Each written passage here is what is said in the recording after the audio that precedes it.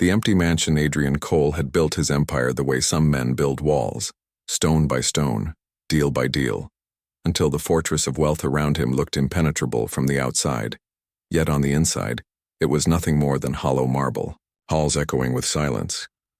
He was 52 years old, known across the city as a visionary real estate investor, the man whose name appeared on glossy magazines and whose photo was framed against backdrops of skyscrapers he himself had brought into existence. People often said he lived the American dream in its most polished form, but Adrian knew better. He knew dreams could turn into prisons, especially when they were gilded with loneliness. For years, his life had been a whirlwind of private jets, five-star conferences, boardroom applause, and the proud nods of fellow businessmen who measured worth by the size of the check you could sign. His penthouse sat at the top of a tower in downtown Chicago, a place of glass walls, white leather couches, and artwork that belonged more to a museum than a home. It had an indoor pool, a fitness suite, a library of first-edition books, and an entire floor designed only for entertaining guests. Yet since his wife Claire had passed away in an unexpected illness 2 years ago, the penthouse had felt more like a mausoleum than a mansion. Claire had been the heart of the family, the glue that tied not only Adrian but also their 2 children together. She was warmth in human form. She filled rooms with her laughter and her habit of humming while cooking breakfast. She used to say love was not in the grand gestures but in the little ones, like remembering how your son liked his eggs, or how your daughter hated the crust on her sandwich. When she died, the children lost more than a mother. They lost their anchor, their daily sunlight, and Adrian, despite all his power in business, could not control the storm of grief that followed. His son Ethan, 12 years old, once an energetic boy who never stopped talking about basketball and video games, now spent long hours staring at screens without really playing.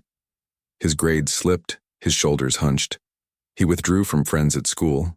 His daughter Naomi, only 8, had always been the family's laughter machine. She loved dolls and painted rainbows on every piece of paper she touched. But after Claire's death, she clutched one worn stuffed bear wherever she went, refusing to eat properly, refusing to laugh, her small body shrinking from joy into fragility. Adrian did what came naturally to him. He threw money at the wound. He hired the most expensive child therapists in the city, sessions that came with reports filled with complicated words but no lasting healing. He bought every new toy the market offered, shipped in the latest gadgets, decorated entire rooms with entertainment. But the toys gathered dust and the gadgets lay unopened. He filled the fridge with gourmet meals from Michelin star restaurants, but the children only picked at the plates, pushing food around with forks, staring at emptiness as though the act of chewing was too heavy. The truth was simple, but terrifying.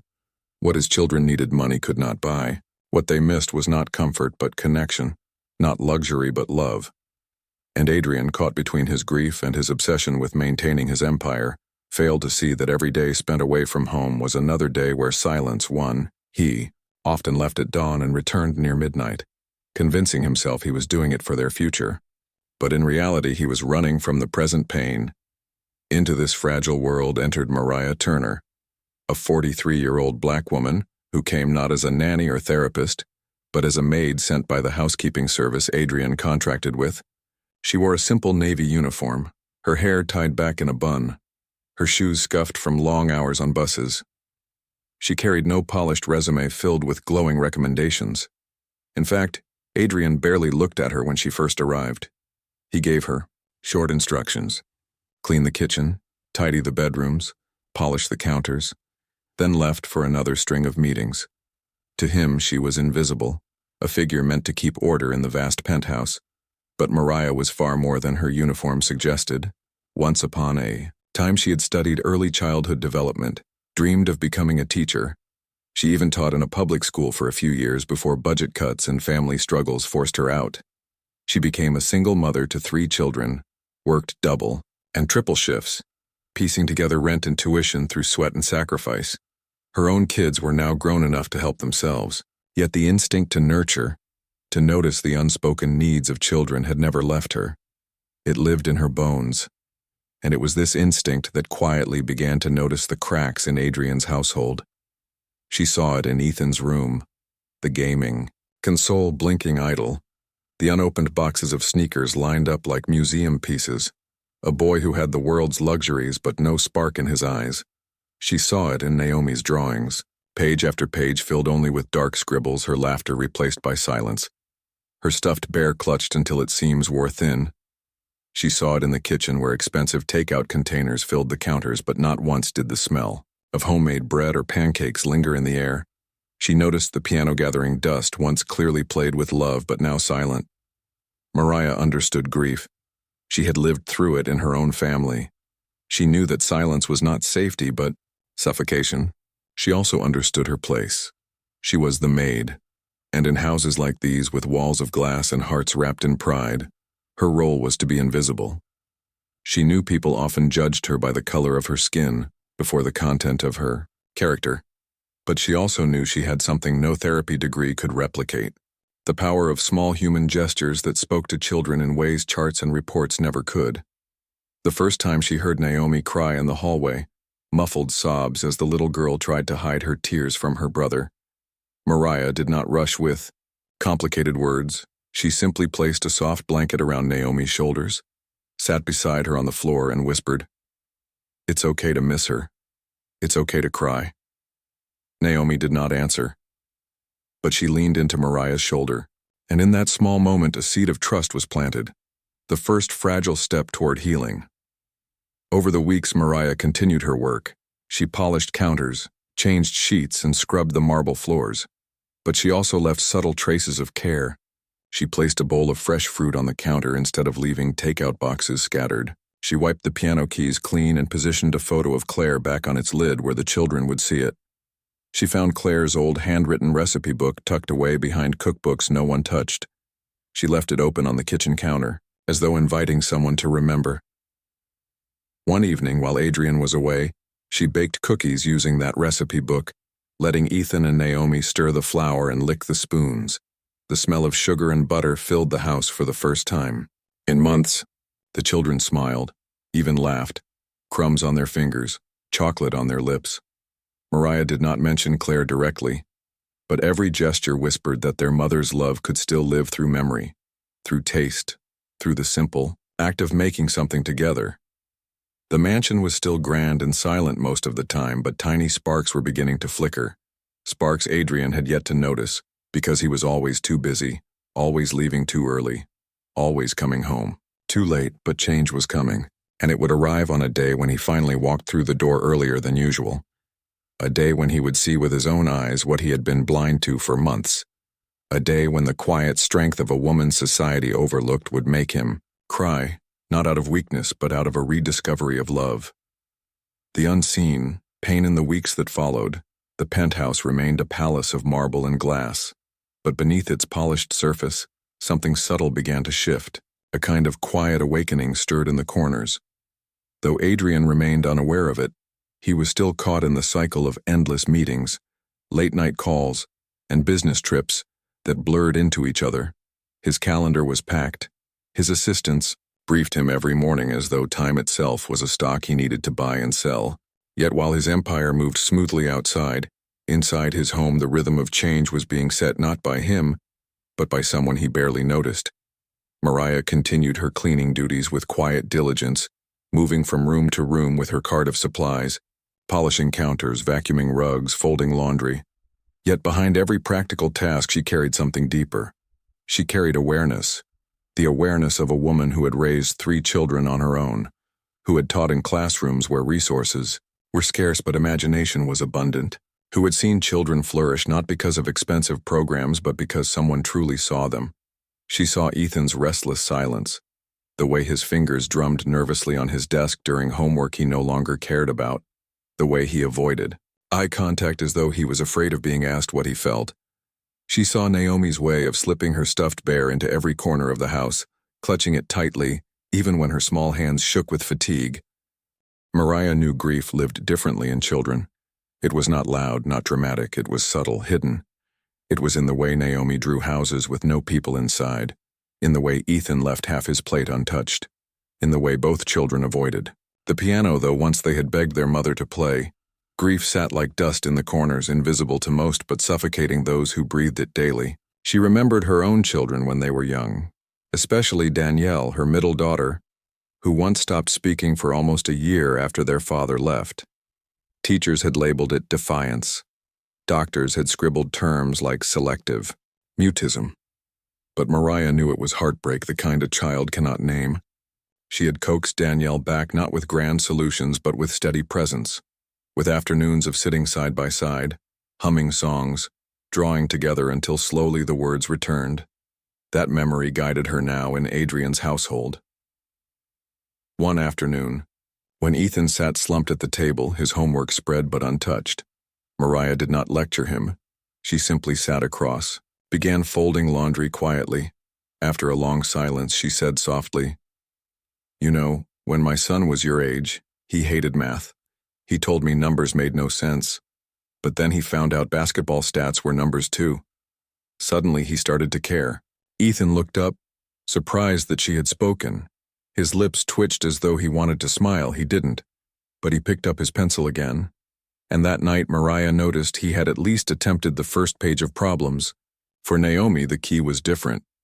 Mariah noticed the girl's drawings left scattered on the floor, paper after paper filled with dark storms, crooked houses, lonely trees. So one morning Mariah placed a set of colored pencils on the table, brighter shades, yellow, green, pink, without saying anything. Later she found Naomi had drawn a small flower in pink beside her usual storm cloud, a tiny detail. But Mariah knew a shift had begun. The house itself began to carry new signals. The kitchen, once only filled with sterile takeout containers, began to smell of cooking again. Mariah would start small, pancakes on a Saturday morning, inviting the children to stir the batter, laughing when flour spilled across the counter. The children's laughter was timid at first, like a muscle unused, but it grew. Cookies on a rainy afternoon, soup simmering on a cold evening, meals made, not for Instagram photos but for comfort. The act of cooking itself became an unspoken language of healing. Ethan, tasting cookies warm from the oven, whispered once, "Mom used to let us lick the spoon." It was the first time he had mentioned his mother aloud in months. Mariah only nodded. "Moms are good at that," she replied gently, not pressing, not forcing, but letting memory become safe again. Naomi began to help in small ways too, cracking eggs, stirring bowls, and though sometimes she grew quiet again, her eyes shone brighter than before. The piano also changed. Mariah dusted it every week, and one evening she left a simple sheet of music propped open. A song Claire once played. Though she had never heard it herself, she guessed from the notes left scribbled in the margin. The next morning she heard faint notes, Ethan pressing keys, hesitantly, Naomi humming softly beside him. The sound was uneven, but it was sound that broke the long silence. Mariah stood in the hallway, tears pricking her eyes. She did not enter. She let them have that moment for themselves. Outside, Adrian remained blind to these changes. His life was numbers, contracts, and reports. He believed progress came with strategy and effort. He could not imagine that progress inside his home was being built with cookies, crayons, and piano notes. When he asked the children how they were, they shrugged. When he hired another expensive therapist, they sat quietly, repeating polite answers. He thought nothing had changed, so he worked harder, stayed out later, convinced himself he was being a responsible father by providing everything money could buy. But the truth was that his children were being pulled back toward life, by someone money had never valued highly, by the woman who vacuumed his carpets and scrubbed his counters, the woman he addressed in clipped tones who blended into the background like furniture. She was weaving threads of healing where he could not. Mariah herself faced battles outside, the mansion, long bus rides, bills that piled high. Her own children still calling for help at times, yet she carried none of that weight into Adrian's penthouse. She carried only her steady presence, her quiet faith that, even the most broken, families could remember how to live again. She believed in the small, unnoticed gestures that others ignored, because she knew children did not need grand speeches. They needed consistency, warmth, and someone who truly saw them. Slowly, Ethan began spending less time locked in his room, sometimes joining Mariah and Naomi in the kitchen, sometimes sitting near the piano again. Naomi began to smile more often, Her drawings filled with colors alongside the shadows. The stuffed bear still came everywhere with her, but now it sometimes sat beside her instead of being gripped tightly in her arms. Mariah watched these shifts with quiet satisfaction, knowing healing was never sudden, never perfect, but always possible. And still, Adrian did not know. He had not come home early enough to see his daughter laughing with chocolate on her face. He had not heard his son whisper about his mother while stirring soup. He had not seen the crayons scattered in new rainbows across the table. To him, life remained the same pattern of meetings and deadlines. His children polite but distant. His house pristine but empty. He did not realize yet that something was growing under the surface, waiting for the day he would finally open his eyes. The unseen pain was being met with unseen love, a love that expected no recognition, a love carried by a woman who had been told many times in her life that she was only good for cleaning, but who knew better, who knew her worth came from the lives she touched. Adrian's home was slowly changing, though he could not yet see it, and when he finally did, when he finally stepped through those doors earlier than usual, the truth would shatter the walls he had built around his heart. The truth would bring him to tears. The gentle shift as winter deepened over Chicago. The city outside Adrian's penthouse glowed with lights. Shoppers hurried through the snow carrying bags. Couples held hands in the cold. Families decorated their homes with wreaths and garlands. Inside the tall tower, however, the penthouse seemed untouched by the season. Its decorations were managed by a hired company, elegant and perfectly placed, but strangely lifeless, golden. Ornaments hung on a 12-foot tree in the living room, ribbons tied in flawless bows, crystal stars glimmering under the chandelier. Yet for Ethan and Naomi, the tree was just another expensive display that carried no warmth, no memory, meaning Mariah noticed this at once. She stood in the living room one evening after finishing her chores, staring at the perfect but empty tree. She remembered how her own children used to decorate with mismatched ornaments, paper stars, hand-painted baubles, half of them chipped or uneven, yet each piece carried laughter, each piece carried fingerprints. She realized that in this house the tree stood like a museum piece, impressive to the eye but hollow to the heart. The next day she quietly brought a box of her own old ornaments, simple things her children had once made. A snowflake cut from cardboard, a reindeer painted clumsily, a bell with faded glitter. She placed the box on the table without saying much. When Naomi wandered in and lifted the reindeer, her eyes widened. "It's crooked," she whispered. But Mariah smiled. "That's what makes it special. Someone made it with love." Slowly, Ethan joined too, and together they began hanging these small ornaments among the glittering store-bought ones. The tree transformed, no longer flawless but suddenly alive, filled with stories. That evening, for the first time in months, the children sat near the tree humming along to holiday music. Mariah softly played on her phone. She baked gingerbread, cookies in the oven, letting the smell spread through the house. Naomi licked icing from her fingers. Ethan even joked about how messy the cookies looked compared to the ones in bakeries. Mariah only laughed. "Messy is good. Messy means you made them." And the children laughed with her, the sound filling corners of the penthouse that had long been silent. The gentle shift was not just in holiday traditions, it spread into daily life. Naomi began drawing rainbows again, bright ones across white sheets of paper. Sometimes she drew her family too, a stick figure mom holding hands with a stick figure dad, Ethan and Naomi on either side. Mariah noticed the drawings quietly, folding them into a folder she kept, believing one day Adrian should see them. Ethan slowly began to speak more. His teachers even noted he was answering questions again in class. At dinner with Mariah, he spoke about a book he had read, about a basketball player's biography. His eyes lighting up as he described the games. Cooking became a ritual. Every Sunday, Mariah guided the children in making pancakes using Claire's old recipe. Ethan cracked eggs. Naomi stirred the batter. Mariah poured it onto the griddle. The smell carried across the house. For the children, it was no longer about food. It was about the act of creating something together, about the memory that even though their mother was gone, her love could still live through traditions, through flavors, through smells. The piano returned to life as well. Ethan began practicing a few simple songs. Naomi hummed along. Mariah would sometimes clean nearby, letting the notes wash through the air. Each imperfect chord was better than silence. It meant the children were reaching outward again instead of retreating inward. One evening, Naomi asked, "Do you know any songs?" Mariah chuckled, admitting she did not play piano, but she could sing, so she sang an old hymn her grandmother used to hum while cooking. Her voice was not trained, but it carried warmth. The children listened with quiet smiles. Ethan even played a few notes to follow her tune. Through all of this, Adrian remained largely absent. He left before dawn, returned after midnight, his suits pressed, his meetings important, his deals praised in newspapers. Yet at home, he was still a stranger. When he did come home for short moments, the children greeted him politely but without enthusiasm. He noticed they seemed calmer, but he assumed it was the new therapist he had hired. He credited the professionals, never imagining it was Mariah, the woman he barely acknowledged, who was stitching his family back together. For Mariah, the work was not easy.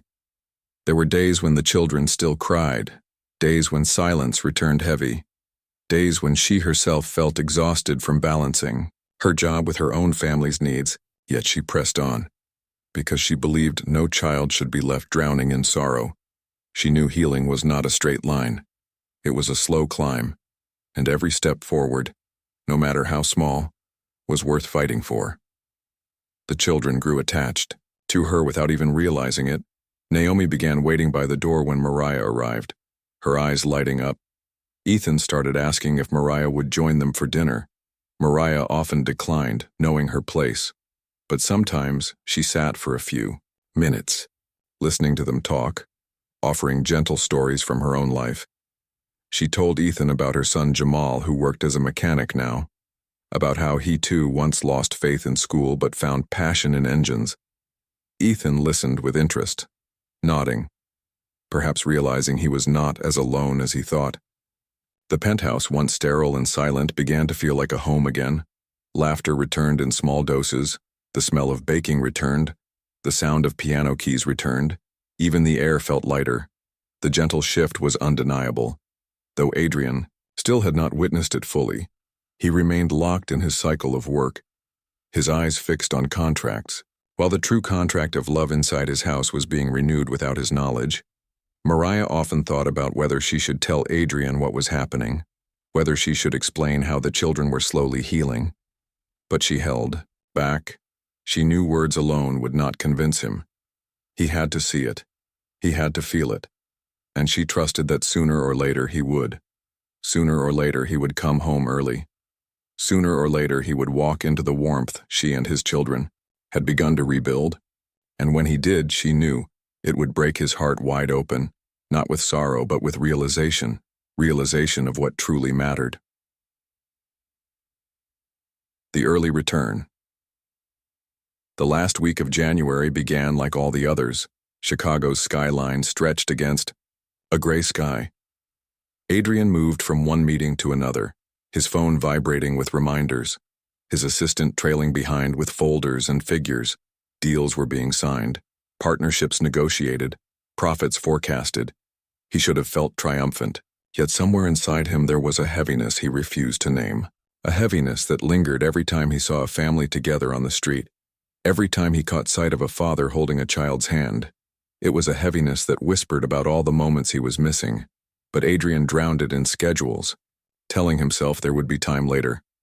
That Thursday evening, a board dinner was canceled unexpectedly, leaving Adrian free earlier than usual.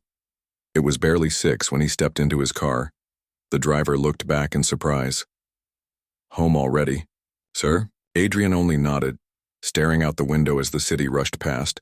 Neon signs, crowded sidewalks, the smell of roasted nuts from a corner vendor. He had not seen these sights in daylight for months. Something about it felt strange, almost unsettling, as though he were trespassing into a life he had forgotten belonged to him. When the elevator opened directly into his penthouse, Adrian expected silence. He expected to find the lights dim, the table empty, the air carrying only the faint trace of expensive takeout. But instead he was greeted by something entirely different. Warm light glowed from the kitchen, Laughter floated down the hallway.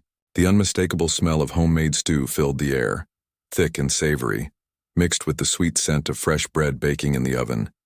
He paused, frozen. It felt like stepping into a dream. Following the sound, Adrian reached the kitchen doorway, and what he saw nearly made his knees buckle. Naomi was standing on a stool beside the counter, stirring a pot with exaggerated care, her cheeks pink with excitement. Ethan was slicing vegetables clumsily, laughing when the pieces came out uneven, and there beside them was Mariah, guiding their hands, correcting them gently, her face glowing with patience and warmth. The scene looked ordinary, but to Adrian it was extraordinary, because he had not seen his children smile like that since Claire had been alive. For a long moment he did not speak. He simply stood in the doorway, his eyes stinging, his chest tightening. Ethan noticed him first, his knife pausing mid-air.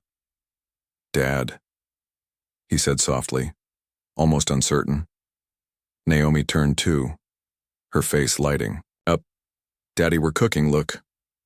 She lifted the spoon proudly, her voice carrying joy that Adrian had thought lost forever.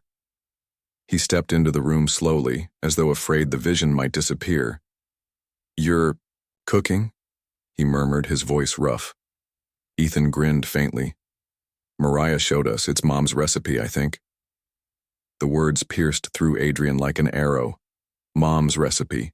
The thing he had forbidden. The thing he thought would protect them. Yet here it was, alive in their hands. Not hurting them, but healing them. Mariah turned then, her eyes meeting Adrian's. For a second he saw in her gaze not the maid he had always overlooked, but something far greater. A woman carrying wisdom, compassion, and courage. She spoke gently. "They're learning to remember her in small ways. It helps." She did not apologize. She did not ask permission. She simply stated the truth. Adrian sank into a chair at the table, his body heavy, his eyes following every movement.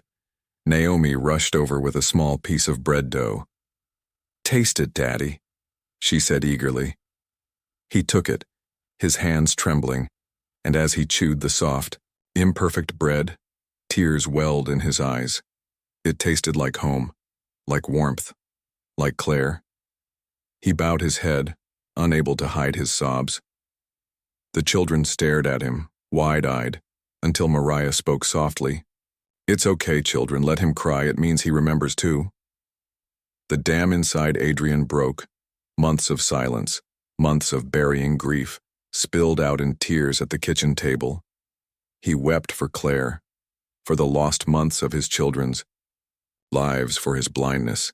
Ethan slowly reached out, placing a hand on his father's arm. Naomi climbed onto his lap, whispering, "We miss her too, Daddy." In that moment, Adrian realized what he had done wrong. He had tried to erase pain. Instead of walking through it with them, he had tried to buy healing instead of living it.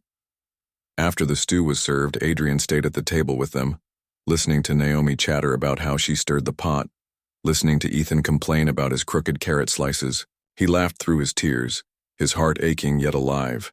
It was the first real family dinner since Claire's passing. No therapist had made it happen. No expensive program had created it. It was Mariah, the woman he had not even bothered to thank properly, who had breathed life back into his children. Later that evening, as Naomi drew at the table, Ethan played softly on the piano. Adrian sat on the couch watching them. Mariah tidied the kitchen quietly. He approached her, his voice low. How did you do this?" She looked at him with steady eyes. "I didn't do anything special, I just gave them permission to feel. Children don't heal by forgetting, they heal by remembering with love." Her words struck him deeply. Simple, yet truer than anything, the therapists had told him. That night, when Adrian tucked Naomi into bed, she hugged her stuffed bear and whispered, "Daddy, can we cook again tomorrow?" He smiled through tears. "Yes, sweetheart, yes we can." In Ethan's room, he sat for a long while, listening as his son spoke about basketball again, about school, about things he had not mentioned in months. Adrian listened, truly listened, and for the first time he felt present. Not as a provider, not as a businessman, but as a father. When the house grew quiet, Adrian walked back to the kitchen. He sat at the table staring at Claire's old recipe book lying open, the pages worn, the handwriting familiar. His fingers traced the lines and he whispered into the empty air. I thought I was protecting them, but I was only protecting myself. His voice cracked. Claire, I failed. But they're smiling again because of her. Because of this woman I never even looked at properly. He closed his eyes, tears sliding down his face. From the hallway, Mariah saw him. She did not intrude. She only watched silently, knowing this was the beginning of something greater. Adrian had finally seen, finally felt, the gentle shift that had been building for weeks. And though the road ahead would still hold pain, it also held hope, because the walls of silence had been broken, because a father had come home earlier than usual, and found not emptiness but life. The tearful realization. The morning after Adrian's early return felt different. Sunlight streamed through the floor-to-ceiling windows, golden and soft against the polished marble. But for the first time in nearly 2 years, the penthouse did not feel like a mausoleum. It felt like a home beginning to breathe again. The kitchen still carried the faint smell of stew and bread from the night before. Crumbs lingered on the counter. The piano lid was slightly open. Crayons were scattered. Across the dining table, the house was imperfect. But in that imperfection, Adrian saw something priceless. Signs of life. Signs of love. He sat quietly with a cup of coffee, not brewed by a machine this time, but poured by his own hand, watching Ethan and Naomi eating cereal at the table. Their chatter soft but natural. Naomi hummed a tune while swinging her legs. Ethan teased her about spilling milk. It was ordinary. Painfully ordinary. Yet Adrian felt tears pricking his eyes again. He realized he had craved this ordinariness more than any boardroom victory. He realized that wealth had distracted him into chasing extraordinary things, while the real treasure was this, the sound of his children simply being children. When Mariah entered carrying her cleaning cart, Adrian stood up at once. For the first time in months, he looked at her fully, not as the maid in uniform, but as the woman who had saved his family from drowning in silence. Mariah, he said, his voice unsteady. She paused, surprised to hear her name spoken with such weight. I owe you more than I can ever repay. His throat tightened. You gave me back my children. She shook her head gently. I didn't give you anything, Mr. Cole. They always had it inside them. I only reminded them it was safe to let it out. Her words humbled him. They stripped away the arrogance he had worn like armor. Later that week, Adrian canceled a business trip, something he had not done in years. Instead, he spent afternoons at home, awkward at first, unsure of how to step into the routines Mariah had built. But slowly he learned. He learned to chop vegetables. Beside Ethan, laughing when his slices looked worse than his son's, he learned to stir pancake batter with Naomi, letting her crack the eggs and giggle when shells slipped into the bowl. He learned to sit at the piano, not to play perfectly, but to press keys with his children, and let music become their shared language. One evening, as snow fell thick outside, the three of them sat around the table drawing pictures. Naomi drew rainbows again. Ethan sketched a basketball court. Adrian found himself drawing too. Clumsy lines of a house, a stick figure family holding hands. He laughed at his own lack of skill. But Naomi pointed at the paper and said, "It looks like us." And in that moment, Adrian's chest ached with both sorrow and gratitude. Sorrow for the months he had wasted. Gratitude for the second chance he was being given. He began to see Mariah differently as well. Not as an employee, but as a guide. A teacher. A healer. He watched the way she listened to the children. The way she allowed silence without fear. The way she encouraged them without pressure. Her wisdom was not in textbooks or therapy manuals. It was lived. It was earned through struggle and love. One night after the children had gone to bed, Adrian approached her in the kitchen. "Why didn't you tell me sooner? Why didn't you explain what you were doing?" She looked at him with calm eyes. "Because you wouldn't have believed me. You had to see it for yourself. Hearts don't change with words alone. They change when you feel the truth." Those words lingered with him for days. He repeated them, in his head during quiet moments, and he realized she was right. If she had confronted him earlier, he would have dismissed her. Pride would have shielded him. But now, seeing his children laugh, hearing them speak of their mother without fear, he could not deny the truth. The true moment of realization came one Saturday afternoon, when Ethan and Naomi asked to bake a cake together. Adrian joined them, his hands clumsy with flour, his suit jacket tossed aside. Mariah guided them gently, the kitchen filled with chaos, flour on the counters, cocoa powder in the air. Naomi shrieked with laughter when Adrian spilled milk. Ethan rolled his eyes but grinned. The oven timer beeped. The cake rose imperfectly, lopsided but golden. They decorated it with uneven frosting, sprinkles scattered everywhere. Then they carried it to the dining table, proud as though it were a masterpiece. When Adrian took the first bite, warm and sweet, he broke down completely, tears streaming down his cheeks. He did not hide them. He let his children see. Naomi reached over with tiny hands to wipe his face. Ethan looked at him silently, but with soft eyes. Adrian whispered through his tears, "I thought I had to be strong by not talking about her. I thought protecting you meant erasing her, but I was wrong. We need to remember her together. That's how we keep her with us." Ethan nodded slowly, whispering, "I miss her every day." Naomi added softly, "Me too, Daddy." And in that moment they held each other across the table, 3 broken hearts bound together. Not pretending anymore, not hiding, just grieving and loving openly. Mariah stood back, her eyes wet too. She had seen many families in her life, some heal, some fall apart. And she knew this moment mattered. This was the moment when Adrian finally understood, not as a businessman, not as a provider, but as a father. He finally understood that true wealth was not counted in skyscrapers or bank accounts. It was counted in laughter, in shared meals, in memories carried forward. In the weeks that followed, Adrian made changes. He began leaving the office. Earlier, setting boundaries for the first time. He scheduled dinners at home. He attended Ethan's basketball games. He walked Naomi to school. The business still thrived. But Adrian discovered that his greatest legacy was not in contracts, but in the smiles of his children. And at the heart of this transformation was Mariah, the woman society might call just a maid, but who had reminded him of the most important truth. One evening, as he tucked Naomi into bed, she whispered drowsily, "Daddy, are we happy again?" Adrian kissed her forehead, his eyes misty. "Yes, sweetheart, we're learning to be." And as he turned off the light, he looked toward the hallway where Mariah was quietly folding laundry. Their eyes met, and he whispered with deep sincerity, "Thank you." It was only 2 words, but they carried the weight of a lifetime.